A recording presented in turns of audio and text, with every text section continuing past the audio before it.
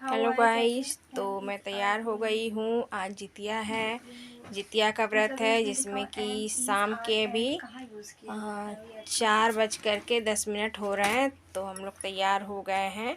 अब हम लोग को जाएंगे तो अब हम लोग यहाँ पूजा करने के लिए बैठ गए, जिसमें मेरी मम्मी है, मेरी भाभी है और हम हैं, तीनों मिल करके यहाँ करेंगे। मेरी छोटी वाली भाभी भी है, लेकिन उसका तबीयत ख़राब हो जाने के कारण मेरी बड़ी वाली भाभी जो है वही डलिया भरेगी। तो 4 डलिया भर आएगा। तो हम लोग डलिया जो भरते हैं हमारे बिहार झारखंड में ऐसे भरा जाता है कि सबसे पहले गंगा जल छिड़क करके नीचे सिंदूर लगाया जाता है। सिंदूर के ऊपर अपना अपना जो डलिया होता है, बांस का डलिया वैसे भरा जाता है बांस के डलिए में, क्योंकि ये वंश वृद्धि का है, वंश की रक्षा के लिए होता है ये जीवित पुत्री का यानी जितिया का व्रत। तो जैसे डलिया हर साल बहुत हो जाता है तो हम लोग डलिया इसमें नहीं दे करके पीतल का थाली में भर करके और उसमें बांस का पत्ता भी दे देते हैं। बांस का कुछ भी मतलब रहना चाहिए उसमें, तो वो डाल देते हैं जिससे कि बांस इसमें रहना। बांस का भी से काफ़ी महत्व है। तो वो रख के और फिर सिंदूर टिक करके 5 सुपारी दे करके 5 फल डाल करके हम लोग डलिया भरते हैं। तो आज दिन भर हम लोग का निर्जला व्रत रहता है और जब तक अष्टमी रहेगी, कल तक भी जब तक अष्टमी रहेगी, अष्टमी ख़त्म होने के बाद जैसे कि नवमी का प्रारंभ होगा उस वक्त हम लोग अपना व्रत पारण करेंगे व्रत का। और व्रत का पारण हम लोग मटर से करते हैं। तो अभी इस वक्त हम लोग डलिया भरेंगे और इसका भी एक अपना महत्व है, कहानी है इस व्रत की। हर व्रत का कोई ना कोई महत्व होता है, हर व्रत के पीछे कुछ ना कुछ कहानी होती है।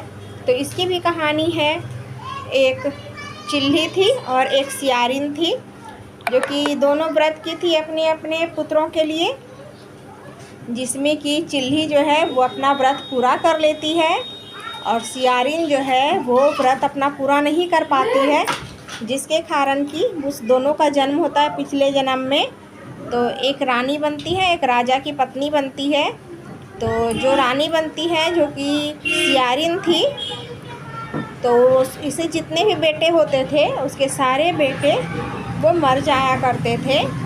और जो कि चिल्ली थी, जो कि मंत्री की पत्नी बनी थी, वो व्रत इस बार भी करती थी और उसके सारे बेटे जीवित थे।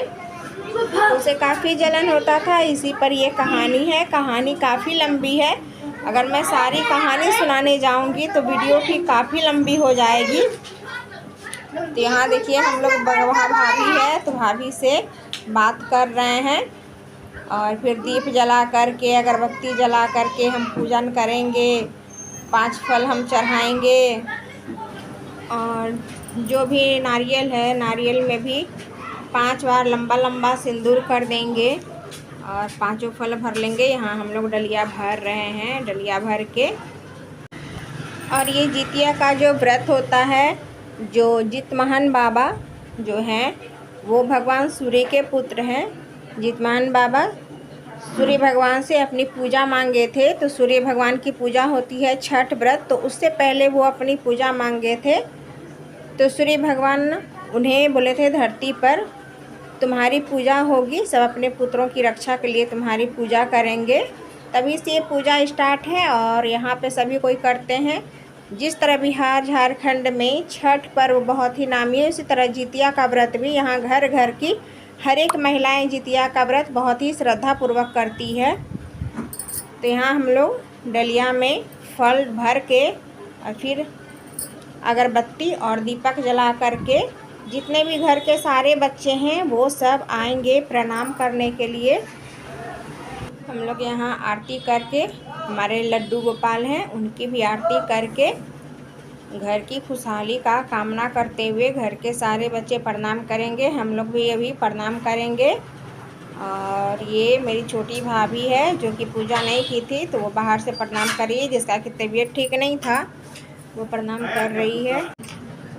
तो इस तरह हम लोग के यहाँ बिहार में जितिया का पर्व मनाया जाता है। तो अभी जितना भी वो डलिया सब भराया है वो सब अभी हम रात भर के लिए हम लोग रख देंगे। और सवेरे एकदम सूर्य उगने के पहले 4 साढ़े 4 बजे नहा करके फिर जब व्रत का पारण का समय होता है, कल 10 साढ़े 10 बजे कल का पारण है, तो हम लोग पूजा वूजा कर लेंगे और साढ़े 10 बजे फिर हम लोग पारण करेंगे। तो इस तरह हम लोग के बिहार झारखंड में जितिया का व्रत होता है।